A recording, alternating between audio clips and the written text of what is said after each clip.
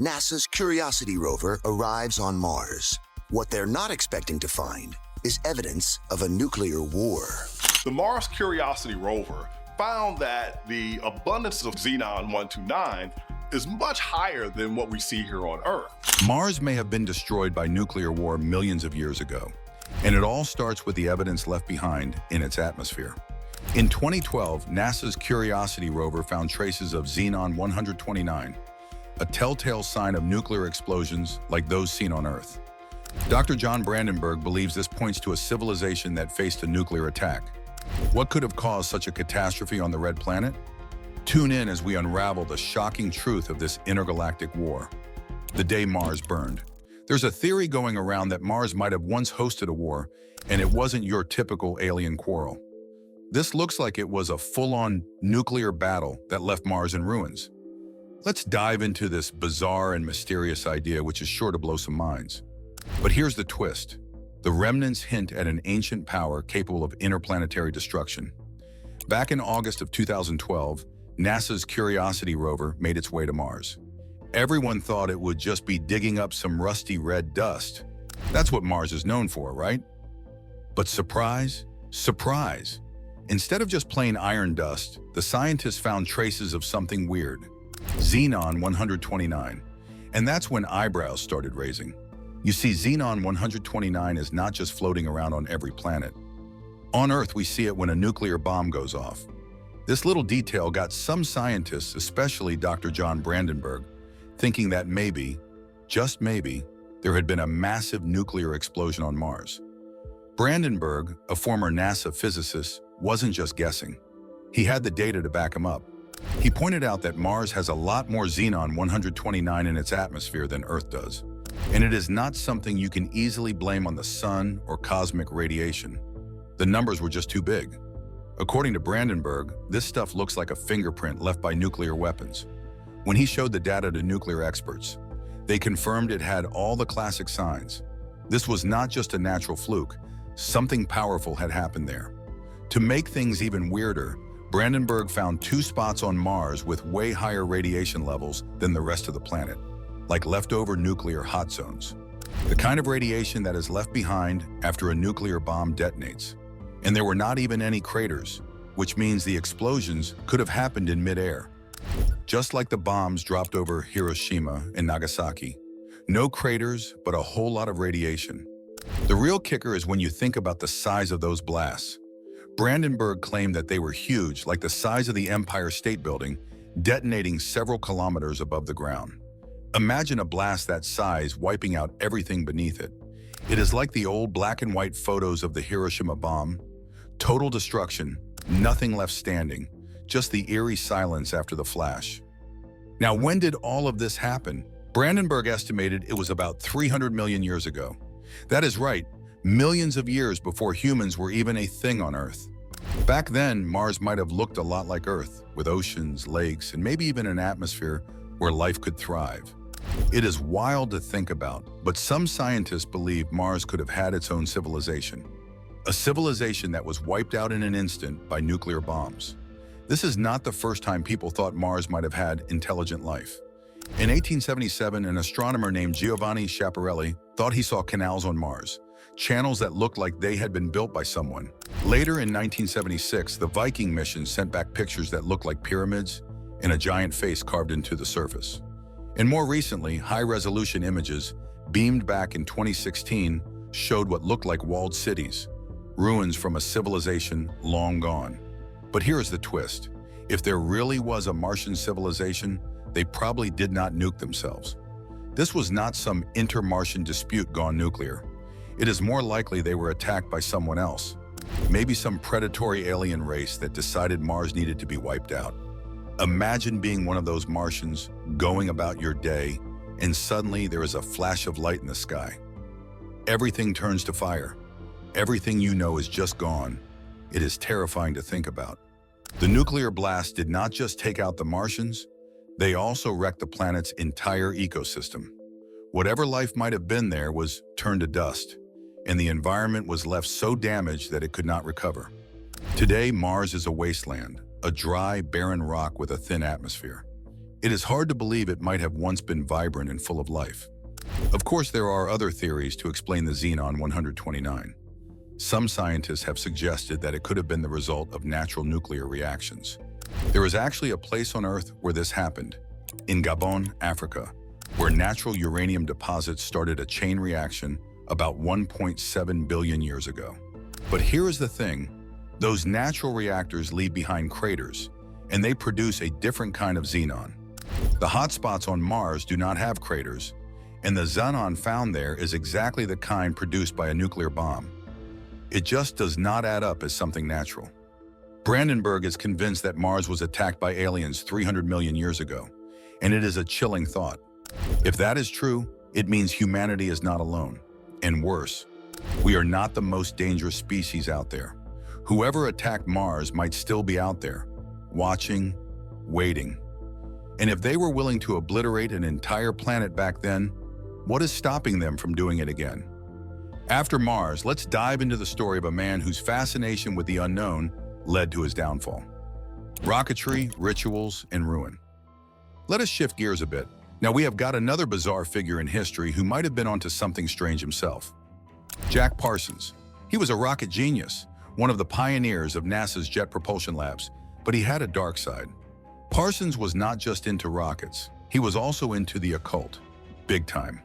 He believed in black magic and was part of secret societies practicing bizarre rituals. In June 1952, Parsons was killed in an explosion at his home in Pasadena. When the police arrived, they found a scene straight out of a horror movie. Papers with strange symbols, occult objects scattered around, and Parsons' mangled body. The official story is that it was an accident, probably due to mishandling explosives. But some people think there was something more going on. Parsons was fascinated by quantum mechanics, the idea that particles can exist in multiple states and influence each other over long distances. To him, this was not just science, it was magic. He believed that quantum theory could explain paranormal activity and that there were other dimensions, places where other beings lived. Parsons even tried to summon these beings through rituals, hoping to prove that magic and science were connected. He was not alone in this quest. At one point, science fiction writer and founder of Scientology, L. Ron Hubbard, moved into Parsons' mansion. Together, they dove into the occult, performing rituals to summon demons and goddesses. According to some accounts, these rituals actually worked, with one guest claiming they summoned a banshee that rattled the house and terrified everyone there. Eventually, Parsons' obsession with the occult and his reckless experiments cost him his job. He went from being a respected rocket scientist to making pyrotechnics for Hollywood movies. And that is when things went wrong. During one of his experiments, there was an explosion and Parsons was killed. But even in death, the questions remained. Was it an accident? Was it suicide? Or did something darker happen? Did Parsons discover something about the universe that got him killed? Parsons' work and his beliefs were largely dismissed by the scientific community. Many thought he was just crazy, but today some scientists are reconsidering the possibility that there might be more to quantum theory than we understand. Maybe there is a parallel dimension, a spirit world that intersects with our own, just like Parsons believed. Where does that leave us? On one hand, we have got evidence that Mars might have been destroyed by nuclear bombs millions of years ago. On the other, we have got a brilliant but troubled scientist who believed that science and magic were connected and who died under mysterious circumstances. Both stories point to the same unsettling idea, that the universe is far stranger and more dangerous than we could ever imagine. Maybe Mars was once home to a thriving civilization that got caught in the crossfire of an intergalactic war. Maybe Jack Parsons was onto something when he tried to use quantum theory to connect with other realms. And maybe, just maybe, we are not as alone or as safe as we like to think. Imagine what Mars looked like before all of this. Millions of years ago, it might have been a beautiful planet. Scientists have long speculated that Mars had rivers, lakes, and maybe even oceans. There might have been vast green landscapes teeming with life. It is a stunning thought. A second Earth out there in our own solar system, alive and vibrant. But if this nuclear war theory is true, all of that was lost in an instant. Brandenburg's theory paints a tragic picture of a civilization caught off guard.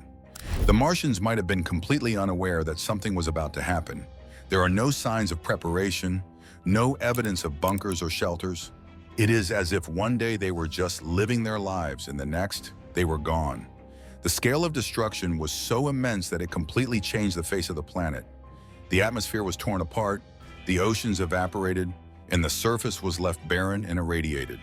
Think about what it would be like to witness such destruction. One moment, the Martians might have been looking up at the stars, and the next, those same stars were the source of their doom. The radiation from the blast would have been unimaginable. Anything within the blast radius would have been vaporized instantly. Further out, structures would have crumbled, and the landscape would have caught fire.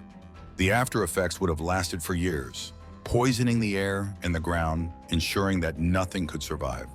The fact that there are still traces of this event millions of years later speaks to the power of these weapons.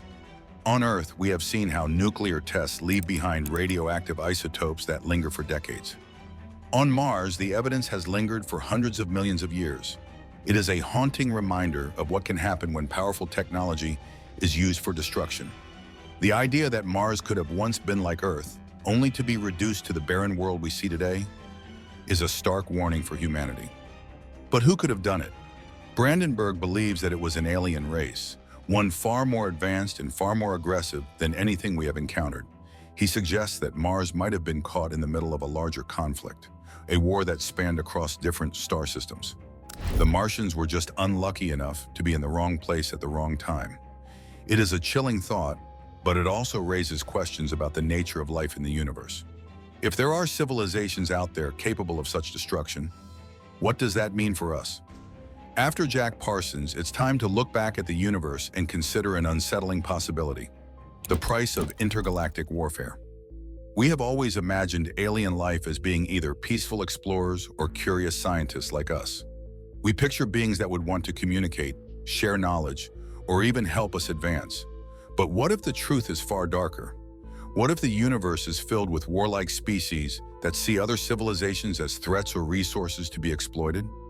What if Mars was just another target, another world to be conquered or destroyed? The implications are terrifying.